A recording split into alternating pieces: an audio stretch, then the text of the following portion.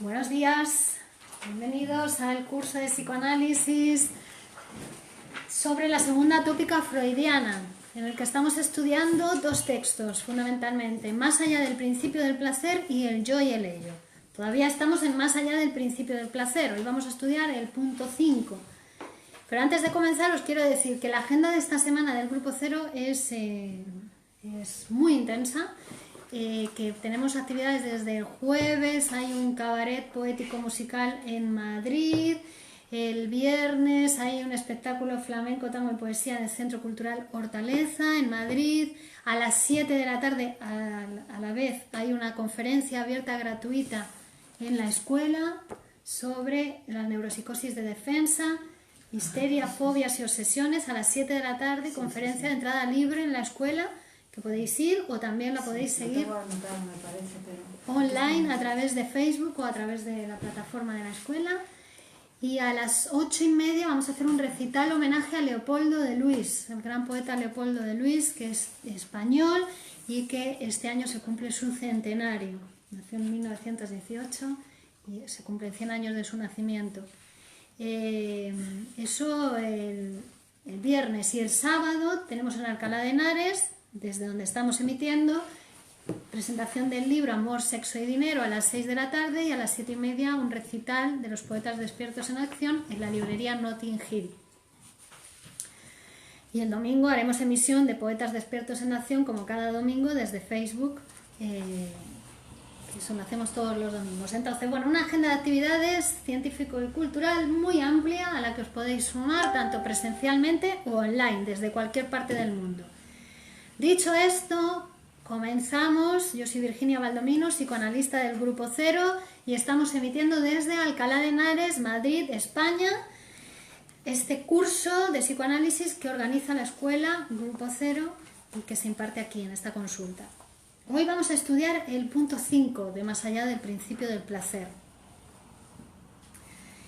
Y decíamos el otro día, si no hay dispositivo protector con respecto a las excitaciones que provienen del interior del aparato psíquico, porque sí que hay un dispositivo protector, ¿no?, que era la conciencia, veíamos el otro día, y que después también cada órgano de los sentidos tiene una protección frente a los estímulos exteriores, ¿no? Decíamos que más bien el aparato está más bien protegido del exterior, y que tiene que salir a tomar pruebas de la realidad, como están como una especie de tentáculos a la realidad y van tomando pruebas de realidad. Pero el aparato está bastante protegido. Con respecto al exterior, hola Giovanni, buenos días. José María, que hay gente conectada. Daniela, buenos días. Los anteriores vídeos, ¿dónde los puedo ver? Ya que no pude estar en ese horario. Saludos de Argentina. Daniela, los puedes ver tanto aquí en Facebook, en mi Facebook están colgados, o también en mi canal de YouTube.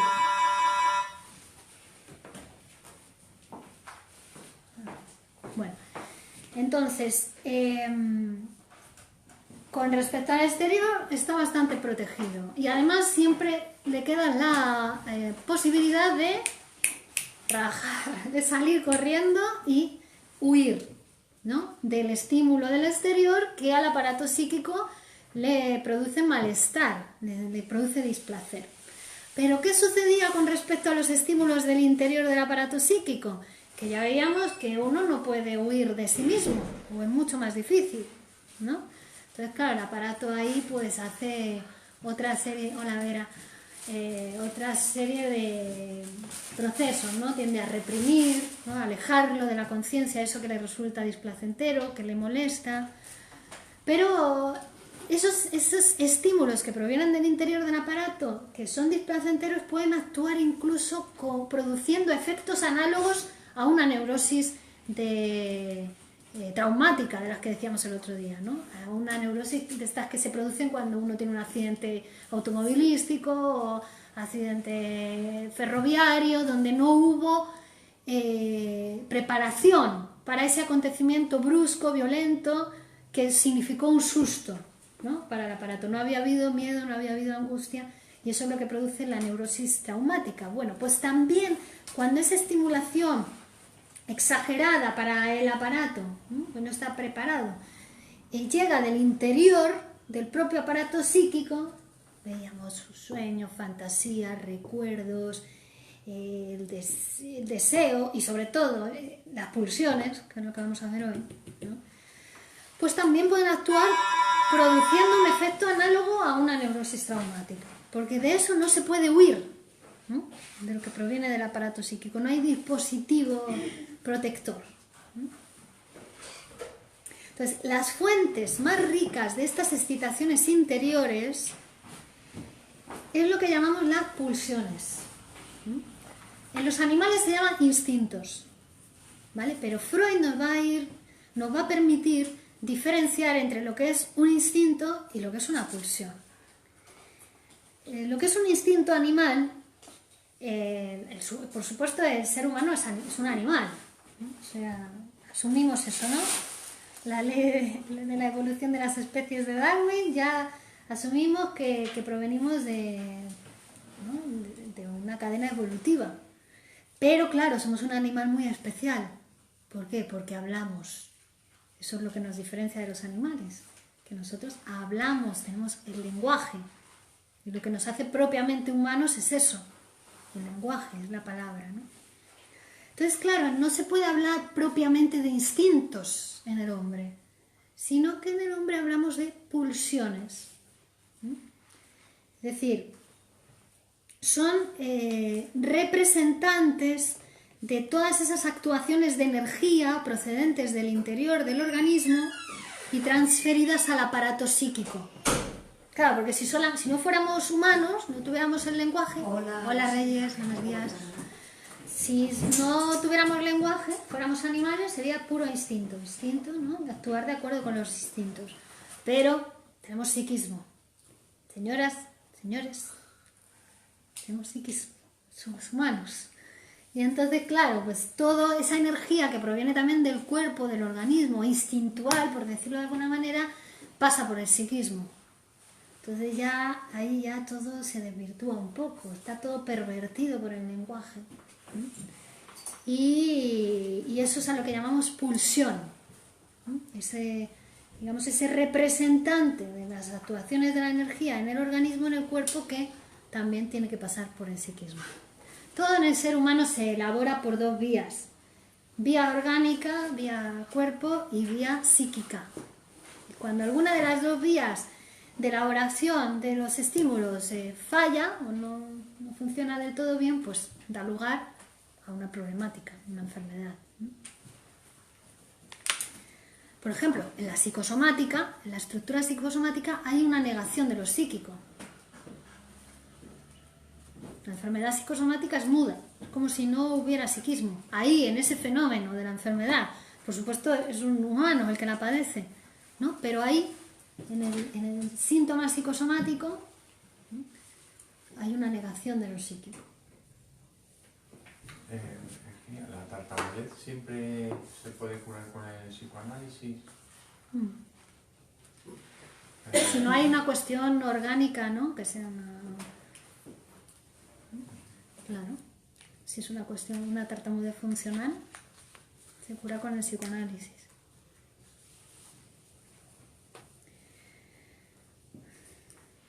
Bueno, entonces las pulsiones, podemos decir que es el elemento más importante y oscuro de la investigación psicológica. Y recordamos que en este texto que estamos estudiando, que es tan importante, tan clave y fundamental para el psicoanálisis, es porque en él Freud va a definir la pulsión de muerte. La pulsión de muerte.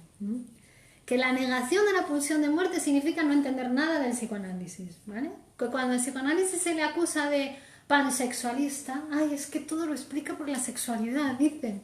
Es porque no han leído el psicoanálisis, porque sí, está la sexualidad, pero está en la pulsión de muerte. Pulsión de vida, sexualidad, pulsión de muerte. Es dualista el psicoanálisis, es decir, al principio empezó a hablar hablando de los instintos sexuales y los instintos de conservación del yo, ¿no? Antes de este texto, Freud hablaba de los instintos sexuales, que sería el instinto que lleva a unirse al otro, ¿no?, el instinto de reproducción, y el instinto de conservación del yo, que era el de protección del propio sujeto, ¿no? Si uno llevaba a asociar, a relacionarse con el otro llevaba a protegerse un poco del otro, ¿no? Pero en este texto va a transformar eso. De ahí la importancia de este texto. Ya va a ser dualista también, va a haber dos, pero va a haber pulsión de vida, sexualidad, ¿no? Y pulsión de muerte. Están las dos. Y negar la pulsión de muerte, como hicieron los discípulos de Lacan, que los mandó a estudiar más allá del principio del placer y luego les pidió que le contasen, Lacan pidió a sus discípulos que le contasen que había leído y ninguno mencionó la pulsión de muerte. Entonces dijo, no entendieron nada, no han entendido nada ustedes, ¿no? Les dijo. No, así es que Lacan decía a sus discípulos, ustedes serán lacanianos, pero yo soy freudiano. Si Lacan no hacía otra cosa que estudiar a Freud y transmitírsela a sus discípulos con otras palabras, como para que lo entendiesen ellos, que eran filósofos. Hizo eso, pero cuando estudias a Lacan, Lacan es Freud. Hay que estudiar a Freud para poder entender a Lacan, ¿no? Ahí hubo una gran desviación, ¿no? Con el lacanismo actual muchas veces se pierde porque no tiene en cuenta a Freud. Bueno, he hecho este paréntesis. Aquí Freud nos va a decir que los impulsos que provienen de las pulsiones, de esa energía que proviene del organismo, pero que también hay que elaborar psíquicamente, por eso son pulsiones y no son instintos, es energía libre en el aparato. Es de ese tipo de energía que habíamos dicho que está libre, que se mueve, que es móvil en el aparato psíquico. Y que tiende a hallar una salida, un exutorio, una forma de expresarse. Esa es la energía que proviene de la pulsión. El mejor conocimiento que adquirimos de estos procesos pulsionales lo adquirimos estudiando la elaboración de los sueños. La elaboración de los sueños, ¿no? Es la que nos muestra mejor cómo funciona la pulsión, ¿no? Porque ya habíamos dicho que el sueño, lo que producen los sueños, el motor del sueño es pulsional, es deseo, es deseo inconsciente. Es lo inconsciente, lo pulsional. Que bueno, que hay que interpretarlo para poder hablar de deseo inconsciente. Si no, el sueño no se interpreta, pues es una cuestión pulsional, pulsión, energía pura, libre. Una vez interpretado ya es deseo inconsciente, ya podemos hablar de deseo, pero hay que hacer ese trabajo. Es decir, ligar esa pulsión, esa energía libre a palabras. Si no, la energía libre puede hacer cualquier cosa, puede hacer síntomas, ¿no? Para expresarse, para encontrar esa salida de expresión. Los procesos que se desarrollan en el inconsciente son totalmente diferentes a los que se desarrollan en el preconsciente. Y puede ser que esa diferencia venga de mano también de la ligadura de la energía. En el preconsciente la energía ya está ligada a palabras, a ideas, ¿no? Mientras que en el inconsciente la energía es libre, móvil, energía libre. Era lo que Freud en la interpretación de los sueños, si recordáis, habíamos estudiado como proceso primario y proceso secundario. Dijimos, el proceso primario es inconsciente y es energía libre. Y el proceso secundario es preconsciente, del orden de lo preconsciente, y es energía ligada a palabras. Psicoanalizarse ya es una salida para la energía. ¿Por qué? Porque te permite ligar la energía pulsional a palabras. Es una manera de elaborar toda esa energía que de otra manera busca su propia elaboración, ¿no? Bueno, entonces, en lo inconsciente esas energías son fácilmente transferidas, desplazadas, condensadas. Que vemos precisamente que eso es lo que hace el trabajo del sueño. Hoy en el curso de Introducción al Psicoanálisis estuvimos trabajando esa cuestión, ¿no? De los operadores del inconsciente, la condensación, el desplazamiento, que vosotros ya que sois más mayores ya nos conocéis, ¿no? ¿vale? Entonces, claro, cuando pasa a lo preconsciente, ya pasa a la energía transferida, desplazada, dando lugar a efectos, a productos que podríamos decir defectuosos, entre comillas, ¿no? Como el contenido manifiesto del sueño, ya está disfrazado, ya está transformado, ya tiene otra apariencia, totalmente diferente a esa energía pulsional o esos deseos inconscientes que dieron lugar y motivaron el sueño, ¿no? La hostilidad, el deseo sexual, todo eso, ¿no? Es importante diferenciar entre lo que es la idea y el afecto. Esto es muy importante, ¿vale? Entre lo que es la representación y la carga psíquica. Lo que se desplaza, lo que se mueve, lo que se busca a qué asociarse es la energía psíquica, ¿no? La energía esto lo decía la física, ya el psicoanálisis lo toma de la física. No se destruye, ni se crea ni se destruye, se transforma, va buscando nuevas representaciones a las que asociarse, la carga energética. Se mueve, se liga, se desliga. Eso es la energía, el afecto, lo que conocemos como el afecto. Pero la representación es la idea, la palabra, eso es una representación. Y lo que se puede reprimir es la representación, el afecto es irrepresible, la energía no se puede reprimir. Entonces hay ciertas representaciones primordiales, ¿no?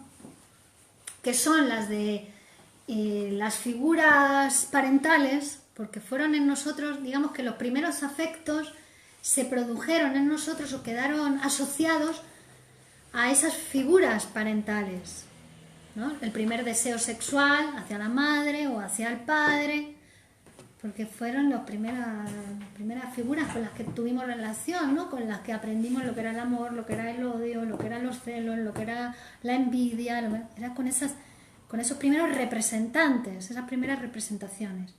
¿Qué pasó? Que después, en el momento de la represión primordial, que es la que funda el aparato psíquico, ¿no? Es cuando por primera vez esa gran represión hace que el aparato se divida en consciente e inconsciente, esas primeras figuras quedaron prohibidas, de ahí viene la represión, porque no se puede con el padre determinadas cosas, no se puede con la madre, ¿no? Determinadas cosas, quedó con la ley de prohibición del incesto, ¿no? Quedaron prohibidos el padre y la madre. Entonces esas figuras se reprimieron, esas representaciones se reprimieron, pero el afecto, la energía quedó libre, ¿no? Quedó libre para asociarse con otras representaciones. Pero en el inconsciente siguen. Hemos dicho que no desaparece lo inconsciente, nos acompaña durante toda la vida. Esas representaciones reprimidas siguen. Una preguntita solamente. Entonces esta energía cuando se liga a algo, en este caso hemos dicho que se representan, ¿no? Entonces si se reprimen, una vez que se ha representado, se reprimen, ¿la energía no va ligada a esa representación? ¿Solo Claro. se reprime la representación de la energía? Exacto. O sea, no va ligada. Claro. Esas figuras parentales, incestuosas, quedaron reprimidas, pero el deseo sexual, la hostilidad, el miedo, todo eso sigue existiendo en ti, pero ligado a otras representaciones, ¿no? Claro, el desplazamiento es eso, se desplaza. Eso es lo sano, ¿no? Porque si se sigue, eso sería lo sano, saludable, ¿no? Saludable es... Porque si siguiera enganchada en tu padre y en tu madre, pues ya derivaría en algún tipo de enfermedad, ¿no? Claro, pero importante eso que dices, porque desplazamiento y condensación, desplazamiento siempre va a haber, es decir, se desliga de las representaciones reprimidas, pero va a buscar otra representación. Quiero decir, por ejemplo, en una fobia, ¿no? Ha habido un desplazamiento y hay una energía que no... Hay un miedo asociado a una representación, imagínate un caballo, ¿no? que después, como era en el caso de Juanito, ese miedo tenía que ver con el miedo que tenía el padre, ¿no? O con el miedo que el padre no le daba, más bien, ¿no? Entonces, estaba asociado al caballo, ¿ves? Hubo un desplazamiento. Es decir, están siempre en juego tanto en la salud como en las producciones patológicas. El desplazamiento y la condensación siempre van a estar en juego, ¿vale? Pero es como cada uno, ¿no? Como el aparato psíquico ha hecho con eso. Lo de siempre. Los mecanismos son los mismos siempre en la salud que en la enfermedad. Lo que cambia, es una cuestión de cantidad. Sí, pero si lo que perdona, solo esto, si lo que se representa se reprime, si yo mi miedo lo represento en el caballo y tengo miedo al caballo, si lo reprimo, no siento miedo al caballo, ¿no? Bueno, es que en ese caso él siente miedo al caballo. Lo que está reprimido es el miedo hacia el padre. Ah, vale. Pero es importante, es muy importante lo que decir, porque no es que desaparezca, es decir, proceso primario y proceso secundario van a la par, van en paralelo, siempre está. Aunque esté la fobia al caballo, subyaciendo a eso o en paralelo a eso está la relación edípica con el padre, que es que es verdaderamente lo que no está bien resuelto y por eso da lugar a la fobia. Porque si esa cuestión estuviera bien resuelta, da lugar a la salud, ¿no? ¿Ves? Es en paralelo, que aunque estén reprimidas, esas figuras no desaparecen. Es lo que nos viene a traer el psicoanálisis, aunque uno sea adulto, ¿no? Es más bien, sabemos de si está bien o no está bien la cuestión psíquica por los efectos en la realidad. Si hay un síntoma en tu realidad, pues es que hay una cuestión psíquica que hay que elaborar, que tiene que ser elaborada mediante el psicoanálisis, ¿no? Es la herramienta que proponemos para elaborar esas cuestiones. Que no es necesario seguir con el síntoma, que fue una solución, ya el síntoma fue una posible solución, pero costosa a largo plazo. Entonces hay otra manera de resolver, de elaborar psíquicamente. Pero que siempre están las dos cuestiones. Siempre está la madre en uno. Siempre está la relación edípica con la madre y con el padre, que se te puede cruzar en cualquier camino. Entonces, el proceso primario sería el miedo al padre y el secundario el miedo al caballo, por así decirlo. Sí, por decirlo así, porque el síntoma es del orden de lo consciente y de lo preconsciente, las ideas latentes, lo que se diga sobre el síntoma. El proceso secundario ya sería lo que dice sobre el síntoma, es decir, ya está ligado a palabras, ¿no? Del orden de lo preconsciente, lo que puede llegar a decir el paciente sobre su síntoma, proceso secundario.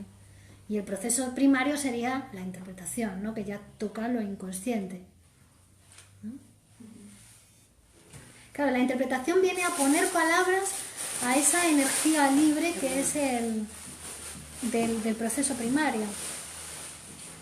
Vendría a poner palabras a interpretarlo, ¿no?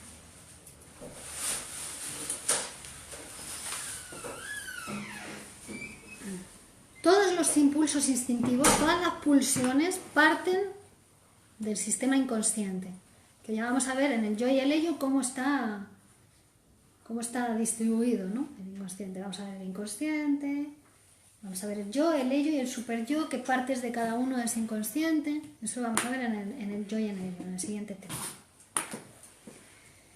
Pero en principio podemos identificar entonces el proceso primario como la carga psíquicamente móvil, ¿no? Y el secundario con las modificaciones de la carga fija, ¿no? La carga ya que se ha fijado a representaciones. El aparato psíquico, aquí dice Freud, las capas superiores del aparato psíquico son las que se encargan de ligar esas excitaciones provenientes del proceso primario, ligarlas a representaciones, a palabras. Y cuando no se puede ligar a palabras o a representaciones, esa energía libre es la que puede dar lugar a efectos similares a los de la neurosis traumática, es decir, que pueden producir una enfermedad. No hace falta que haya pasado nada en la realidad exterior. ¿No? Dice, que no ha pasado nada en mi vida, si es que mi vida es tranquila, no ha pasado ningún acontecimiento por el que haya enfermado, ¿no? Me haya deprimido, o no ha pasado nada. No, es que no tiene por qué pasar, ¿no? Es que esas cargas psíquicas móviles desde el interior, que provienen de lo inconsciente, pueden dar lugar, dice, Freud a efectos similares a los de una neurosis traumática. Entonces, solamente después de realizarse con éxito esa ligadura de la energía a representaciones, ahí es ya cuando el principio del placer puede entrar en juego, ya cuando empieza a regular el principio de placer-displacer que veíamos, ¿no? El principio del placer, ¿a qué tendía? A descargar la energía, ¿no? Tiende a la tensión cero del aparato. Pero que decíamos, es un imposible la tensión cero, porque la tensión cero es la muerte del aparato psíquico. Aún así, el aparato, en cuanto tiende a la energía a excitarle demasiado, a generarle displacer, va a tender a descargar para volver a recuperar esa homeostasis del aparato. Teniendo en cuenta también que interviene el principio de realidad, no solamente el principio de placer, es decir, que hay veces que uno quisiera algo ya que le daría placentero, pero tiene que tener en cuenta la realidad y dar un rodeo, tiene que dar un rodeo para llegar a eso, ¿no? Es que quiero ir al cine, bueno, ya sí, pero primero tengo que ir a trabajar hoy todo el día y cuando termine de trabajar, por la tarde podré ir al cine, pero primero tengo que hacer ese rodeo, ¿no? ¿Por qué? Porque tengo que trabajar, pues si pierdo el trabajo no voy a tener dinero ni para ir al cine ni para ir a ningún lugar, ¿no? Por poner un ejemplo sencillo. Pero es así, el principio de realidad interviene en el aparato diciendo, pues esto lo puedes hacer, esto no, esto lo puedes hacer ahora o tienes que esperar. Tienes que acabar la carrera antes de poder ejercer, ¿no? Por ejemplo.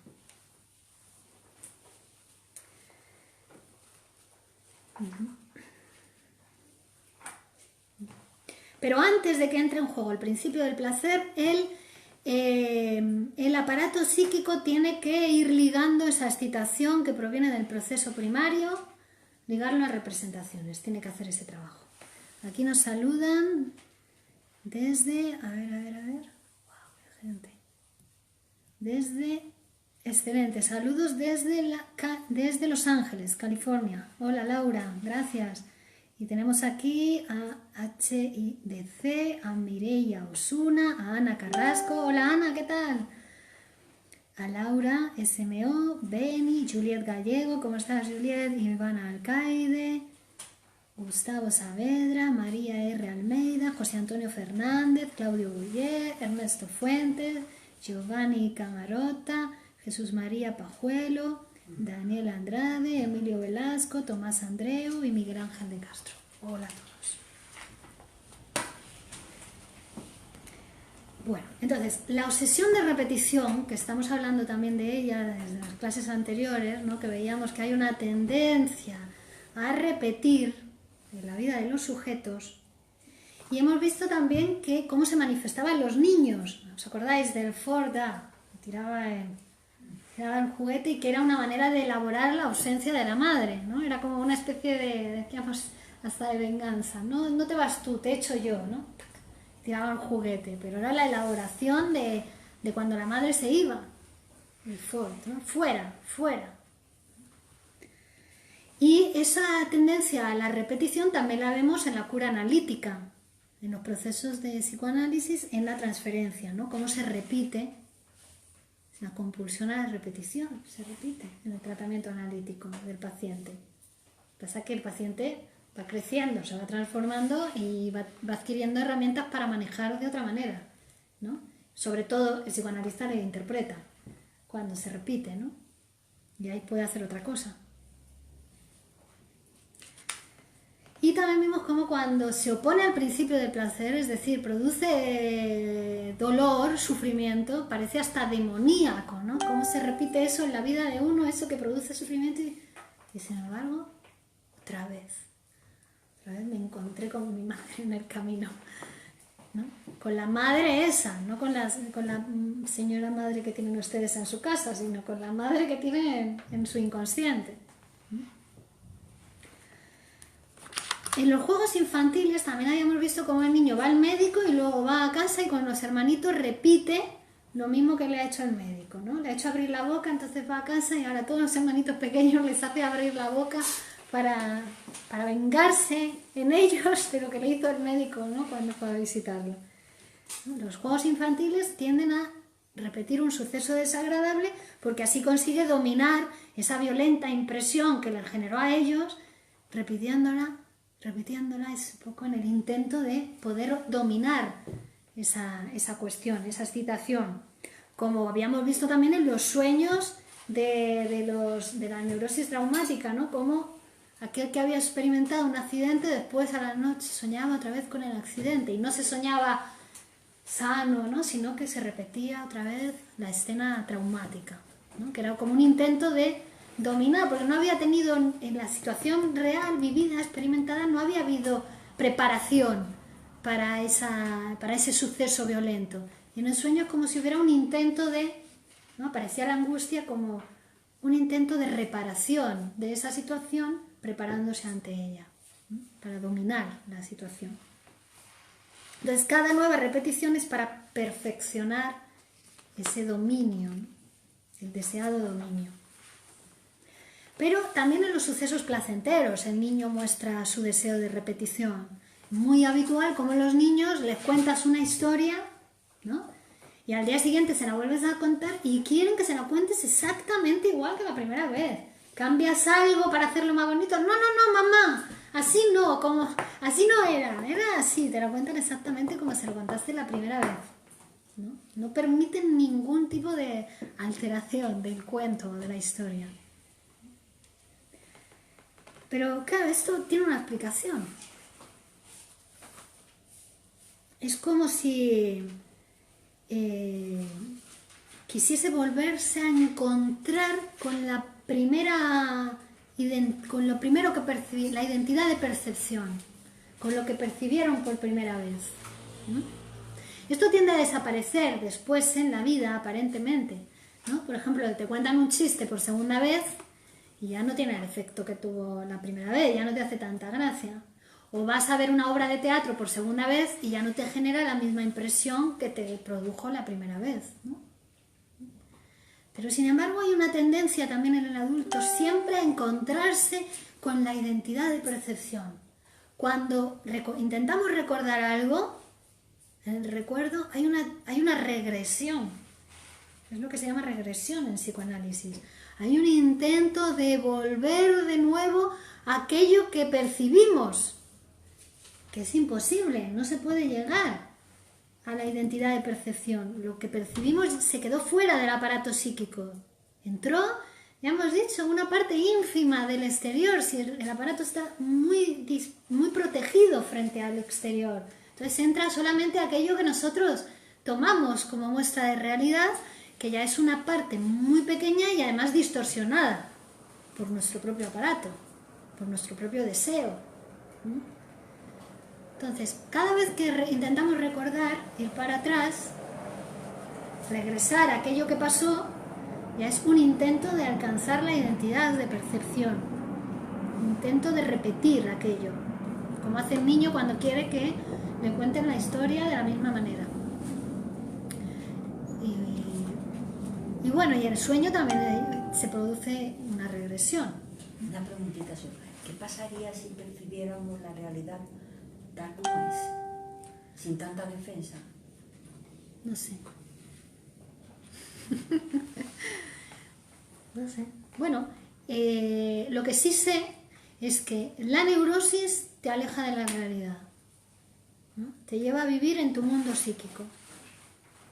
Mientras que el psicoanálisis te ayuda a estar bien posicionado en la realidad. Aun sabiendas de que el aparato psíquico es así, que todo el estímulo procedente de la realidad no está preparado para eso, ¿no? Pero te ayuda a por lo menos estar bien posicionado en esa realidad, a manejarte con una ley dentro de esa realidad y con un orden en esa realidad. ¿El psicótico qué hace? El psicótico se construye su propia realidad. Niega la realidad, una parte de la realidad exterior y en ese lugar pone la realidad que ha construido. La novedad es la condición del goce. Digamos que el placer tiende a la repetición, a repetir. Eso da placer, como el niño que quiere que el cuento se lo cuente a la mamá exactamente como se lo contó la primera vez. Aquí dicen, me ha encantado la frase de Lacan, de que le dice a sus alumnos, yo soy lacaniano, o sea, ustedes eran lacanianos, pero yo soy freudiano. Eso da placer, la repetición. Pero el goce, para que haya goce, la condición es la novedad. ¿Veis? Entonces ya empezamos a diferenciar. Una cosa es el placer y otra cosa es el goce. La novedad es condición para el goce. Pero el niño no se cansa nunca de demandar la repetición del juego al adulto. Vamos a jugar a esto. Y otra vez, otra. Dice el niño, ¿no?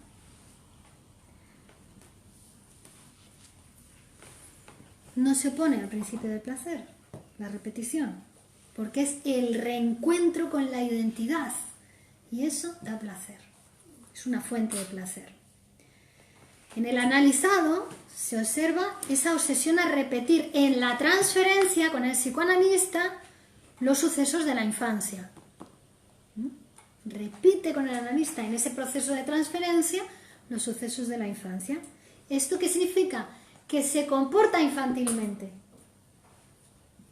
En ese cuerpo nuevo que se ha producido, que se ha generado en la relación con el psicoanalista, se comporta infantilmente. Es decir, no viene y cuenta los sucesos de la infancia, sino que se comporta con él de esa manera, ¿no? Entonces, esto nos muestra que esas reprimidas huellas némicas de las experiencias primeras del paciente no están ligadas, no están en estado de ligadura, ¿no? Sino que están móviles, se pueden ligar a cualquier otra nueva situación actual. Y el paciente las vive como la vivió en la infancia, porque es esa energía, ¿no?, del suceso vivido en la infancia la que se transfiere a otras representaciones ya del proceso secundario, preconscientes, ya donde se puede ligar. Es decir, le pasa ahora con su pareja de la misma manera que le pasaba antes con el padre, con la madre. O le pasa ahora con el analista, ¿no? Lo bueno es que el analista se lo puede interpretar. Ah, como le pasaba con su papá, como le pasaba con su mamá. Entonces ya, claro, ya lo liga a la interpretación, ¿no? Son palabras que vienen a ligar esa energía libre que busca exutorio en las nuevas relaciones actuales del paciente.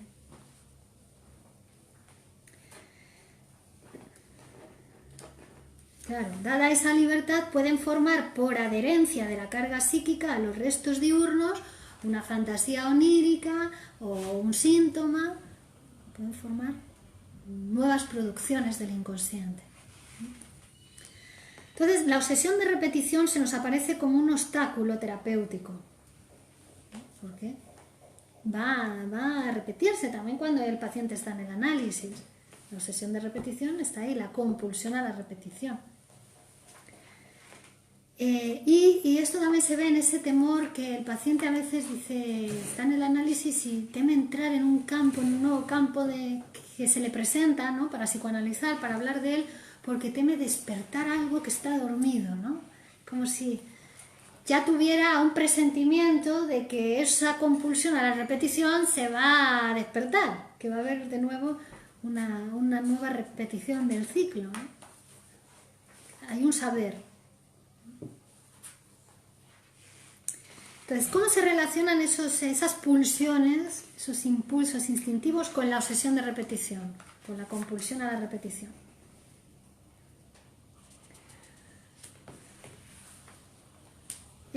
La pulsión sería entonces una tendencia del organismo vivo, ¿no?, que en los animales podemos llamar el instinto, ¿no?,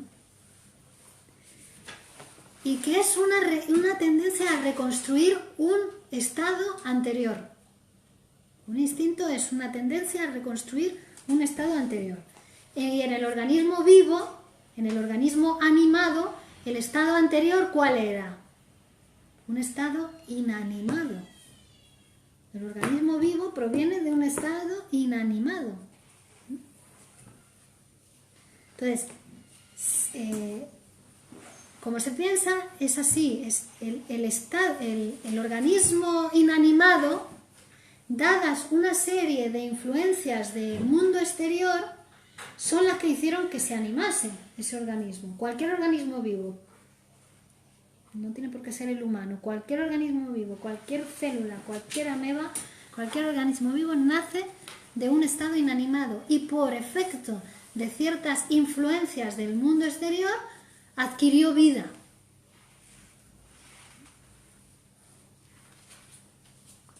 Entonces tuvo que abandonar ese estado inanimado de acuerdo con las nuevas influencias del mundo exterior. Esa es la manifestación de la inercia en la vida orgánica. Pero siempre hay una tendencia en el organismo vivo a volver al estado inanimado. Siempre está esa tendencia del organismo vivo a volver al estado inanimado anterior. Claro, esta forma de impulso nos resulta extraña, nos extrañamos, ¿no? Porque se suele pensar que los instintos son ese factor que nos llevan a la evolución, a la modificación, a la transformación. Y ahora decimos que no, que es todo lo contrario, que el instinto es una tendencia conservadora del organismo, que lo que hace justo es al contrario, tiende al estado anterior.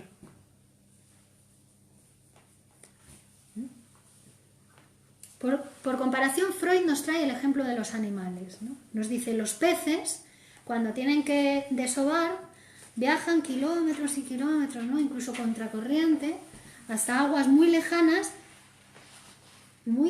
a los sitios donde viven, para buscar lugares donde poner sus huevos, que son lugares donde su especie residió primitivamente.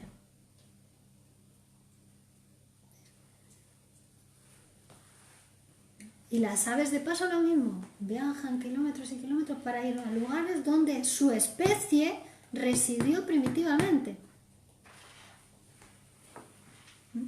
En los fenómenos de la herencia y de la embriología también se ve cómo hay como una tendencia a la repetición, esa compulsión a la repetición. Es decir, todo saber pulsional que hay en nosotros, lo que tiende a repetir la pulsión en nosotros, ha sido práctica real de vida en generaciones anteriores.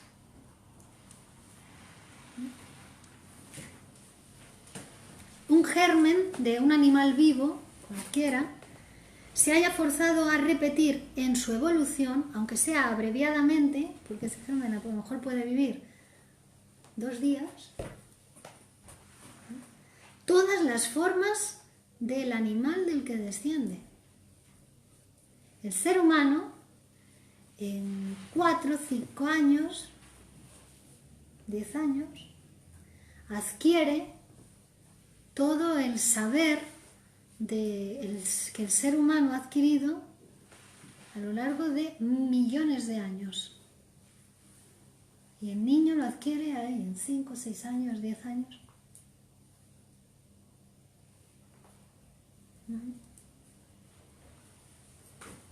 Entonces, en lugar de ir directamente hacia la muerte, el organismo vivo toma un camino más largo, ¿no? En lugar de ir hacia su estructura definitiva, toma directamente y por el camino más corto, más abreviado, toma un camino más largo para llegar a su estructura definitiva. Bueno, entonces, Freud nos trae dos pulsiones, ¿no? Nos dice, está la pulsión que es conservadora en el organismo y que tiende a llevarnos siempre a un estado anterior. Es decir, la pulsión de muerte. Es una tendencia conservadora en nosotros que tiende siempre a llevarnos de lo animado a lo inanimado, al estado anterior del que partimos. de lo animado a lo inanimado. Esa sería la pulsión de muerte, que además es la que marca la obsesión de repetición. La obsesión de repetición es siempre, se dispara desde la muerte, es desde la pulsión de muerte, ¿entiende? A la repetición, a la vuelta a lo inanimado. Pero, dice, frente a la pulsión de muerte va a haber otra pulsión, que es la de vida, la pulsión de vida, la sexualidad, tal y como la conocemos, ¿no? Que la pulsión de vida es la que nos lleva hacia el camino más largo, a dar rodeos. A dar rodeos para llegar más tarde a la muerte. La pulsión de muerte iría el camino más corto, hacia el estado inanimado anterior, y la pulsión de vida nos llevaría a hacer el camino más largo, a meternos en lío para llegar más tarde a la muerte, ¿no? Hay una frase que lo dice muy bien, dice: lo que interrumpe el placer, la quietud, la tranquilidad, ¿no? Pues la pulsión de muerte lleva siempre a eso, a la tranquilidad, ¿no? Al estado anterior inanimado.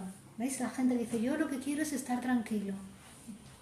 Fatal, vas a tomar el camino más corto hacia la muerte, ¿vale? Sí.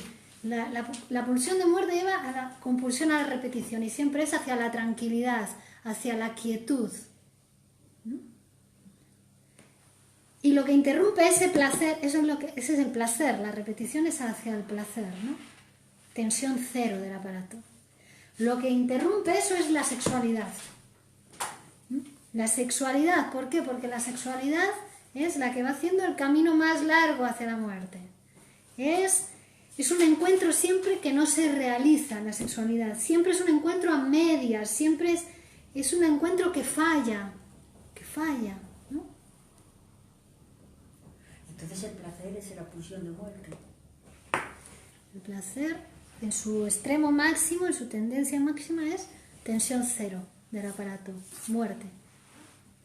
Pero es desde donde se dispara la compulsión a la repetición.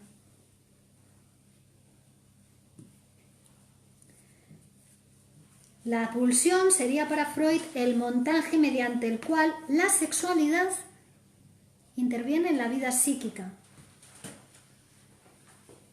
Es decir, que la pulsión como tal, para intervenir en la vida psíquica, tiene que someterse a la estructuración inconsciente, es decir, a las leyes del significante, a las leyes del lenguaje, ¿no? No es instinto, solamente con lo que decíamos, como los animales. La vida es el error que cada vez, ¿no? Cada vez que repetimos compulsivamente esa tendencia al placer, a la quietud, tal, el error que cometemos, eso es la vida. El error que cometemos para llegar a la tensión cero del aparato, que sería la muerte, es la vida. Y ese error nos tensiona. El error nos tensiona. Nos da displacer, claro. Nos tensiona, pero es que la tensión es necesaria para levantarse por la mañana, para ir a caminar erguido, para... ¿no? Y postergamos lo inevitable. Y postergamos lo inevitable, que es nuestra condición de mortales. Es decir, nosotros ya nacemos muertos, por decirlo de alguna manera. Confesión caducidad. Claro, nacemos con el sello de mortales. De hecho, nacemos prácticamente muertos. Si no hay una persona que nos salva la vida, que es una función madre, ¿no? Que se ocupa de atenderte, de acunarte, de darte calor, de darte de comer, de protegerte. Bueno, hay casos ahora de niños que tiran en los contenedores, que tiran en cualquier lugar, ¿no? Y se mueren, obviamente. Claro. Y por eso en estas experiencias que dice la gente, experiencias de muerte, cuando han estado a punto de morirse, que ven una luz y un pasillo muy largo, bueno, pero dicen que sienten un placer. Claro. Están a gustísimos. Claro, claro, el placer de... Eso es la muerte. Pues es maravilloso, ¿no?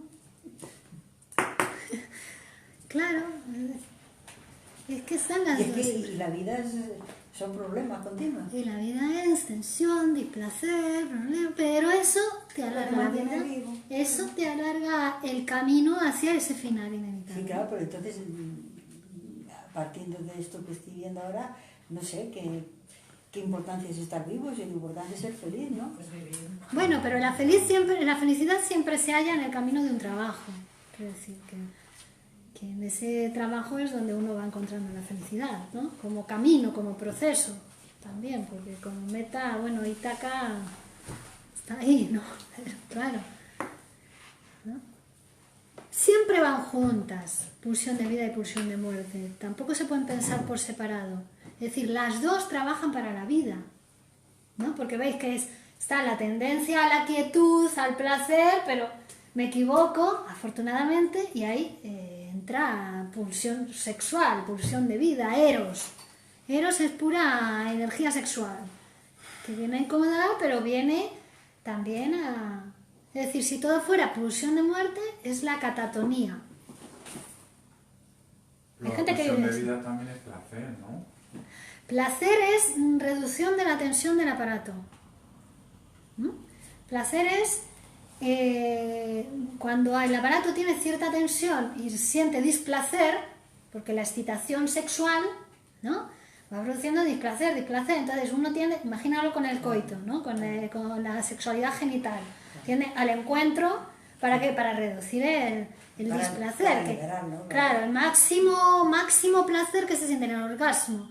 Pero es que el orgasmo en francés se llama la petite mort, la pequeña muerte. Ah, qué bueno. ¿No? Y ahí reduce la tensión del aparato con el orgasmo, tac, ¿no?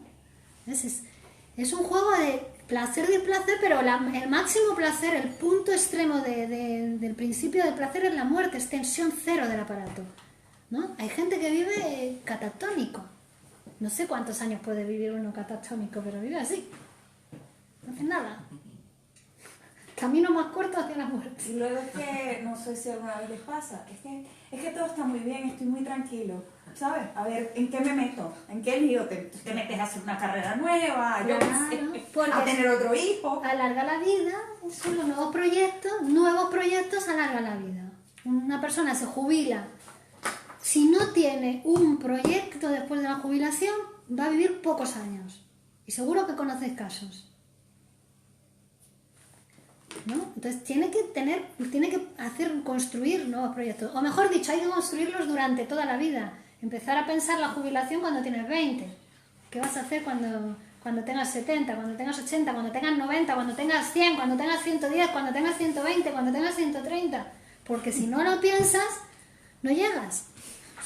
Si no lo proyectas, no llegas. ¿Qué? Sí, que es un incordio a los 80 años empezar a bailar o a cantar o a lo que cada uno quiera. Es un incordio, bueno, pero si quieres vivir 10 años más o 20 años más o 30 años más, empieza a incordiarte un poco. Porque como busques la quietud, el placer, el no hacer nada, la tranquilidad, vas a llegar antes a la muerte, ¿no? O sea, los problemas te dan vida y la tranquilidad te mata. ¿Cómo? Que los problemas te dan vida y la tranquilidad te mata. Claro, los proyectos dan vida, porque los problemas siempre son parte de los proyectos, ¿no? Siempre va a haber complicaciones que son parte de la vida, ¿no?, de los proyectos. Pero es importante, los dos, pulsión de vida y pulsión de muerte, trabajan para la vida. ¿Por qué? Porque también hace falta límites, es decir, todo sexualidad, todo pulsión de vida también te llevaría a la muerte, ¿vale? Agarras el coche y no frenas, te estrellas, ¿no? Es decir, la pulsión de muerte es la interrupción, la puntuación, los límites. Eso es pulsión de muerte. Si le das, lo veíamos el otro día, le das un beso a un enamorado y no terminan nunca, se asfixian los dos, se mueren asfixiados, ¿no? La pulsión de vida te lleva a la unión con otros. Los proyectos se necesita a otros, siempre para los proyectos, no son proyectos en solitario, no son aislados, ¿no? Hay otros, siempre la pulsión de vida lleva, la sexualidad lleva a la unión, a que haya otros. Y la pulsión de muerte lleva a la puntuación, a la separación. O sea, que la vida es un rollo, vamos. La vida tiene que ser un juego de esas dos cuestiones, pulsión de vida o pulsión de muerte. Cuando se separan y hay mucha pulsión de muerte, te lleva a la enfermedad y a la muerte. Y si se separa y hay mucha pulsión de vida, también te puede llevar a la muerte. Entonces siempre los dos. Y luego también una persona, no sé, hay que pensar, en el caso de los pacientes cuando llegan al análisis, ¿no? Mucha pulsión de muerte puede dar lugar a enfermedad también, ¿no? A depresión, tal cual. También hay que pensar, si no es la pulsión de muerte que está tratando, ¿no? Que hay que pensar esas dos cuestiones, pulsión de vida, pulsión de muerte. Y a la vez una persona con mucha actividad llega al análisis con mucha actividad y hay que pensar, antes de pensar en la manía, que puede ser una enfermedad, que es la manía, ¿no? Que es la otra cara de la depresión, psicosis maníaco-depresiva, también hay que pensar si no está buscando dónde poner esa actividad, ¿no? Reorganizar su actividad, si no es una salida también de la enfermedad, ¿no? Siempre hay que pensar esas dos cuestiones, pulsión de vida, pulsión de muerte, como también mecanismos normales, ¿no? Estamos diciendo que es fundamental del aparato psíquico, pulsión de vida, pulsión de muerte. No, quería decir que, bueno, la conclusión que llega a mi cabeza, lo que estás diciendo, que bueno, está claro que si se muere uno se te acaban todos los problemas, ya no tiene ningún problema, pero como lo que decidimos es vivir, pues habrá momentos mejores, momentos peores, no va a ser ni todo bueno ni todo malo, y aceptamos eso, si quieres vivir pues tienes que asumirlo, que te vendrán problemas y te vendrán ratos pues muy bonitos y mucha felicidad, pero no va a ser todo ni una cosa ni todo malo, vamos, ni pienso que tampoco todo bueno. Claro, la felicidad se resume, yo creo que en eso, y en el equilibrio yo veo pues eso, que claro, que yo consejo doy, como dice el refrán, consejo doy que para mí no tengo, que es muy bonito decirlo, pero luego llevarlo a la práctica, pero eso, que en el término medio y en saber asumir lo que te viene en cada momento, pues yo pienso que está el secreto. Claro, pulsión de vida, pulsión de muerte, energía para la vida, eros, pulsión de vida, sexualidad pura, eros, que ya sabéis que la sexualidad va más allá de la genitalidad, ¿no? Pulsión de vida, y tánatos, límites, puntuación, final, ¿no? Como ahora, que es la hora de terminar la clase, ahora viene pulsión de muerte, tánatos, ¡pum! Puntuamos y terminamos la clase y cada uno prosigue su vida, ¿no? Eso, pulsión de vida y pulsión de muerte. Importante eso, la pulsión de muerte es como la tendencia a la repetición, dispara la tendencia a la repetición, a lo inanimado, al estado anterior, a la tranquilidad. Y la pulsión de vida es la que lleva a la unión, a la acción, a los proyectos con los otros. Pero tienen que estar las dos. Y a la tensión también. La tensión es un juego de las dos, ¿no? La tensión es un juego de las dos. Y tolerar el displacer que se produce a veces, ¿no? El goce, el displacer, que viene más del lado de la tensión del aparato psíquico, que es necesaria para cualquier proyecto, también cierta tensión, ¿no? Bueno, aquí también tenemos un poquito de tensión, no nos levantamos de la cama. Exactamente. Como está el calabocito que se está en la cama, ¿verdad? Claro. No hay que tener ese pequeño estrés, ese pequeño que me voy a levantar, porque si no... Claro, muy bien. Bueno, genial, aquí tenemos, quizá produzca desencanto al ver que no produjo tenemos comentarios por aquí. Quizás produzca desencanto al no ver que no produjo las mismas sensaciones. Me ha encantado la frase de la cámara. Bueno, genial, pues entonces continuamos el próximo martes a las 12:15, seguimos con Más allá del principio del placer, punto 6. Podéis leer y trabajar vosotros el tema, ¿vale? Más allá del principio del placer, estamos casi 2 clases nos quedan de más allá y empezamos con el Joy Emilio, ¿vale? Muy bien. Bueno, Bueno, que me encanta, ¿eh? Genial. Genial. Bueno, y os recuerdo a todos que el taller de poesía está abierto los martes de 10 a 11, que si alguien se quiere incorporar, puede hacerlo. Javi, y a todos. Taller de poesía, martes de 10 a 11. ¿vale? Bueno, Venga, hasta chao, luego. chao, chao, chao, chao, chao. Hasta luego a todos. Gracias. Hasta luego. A vosotros, chao.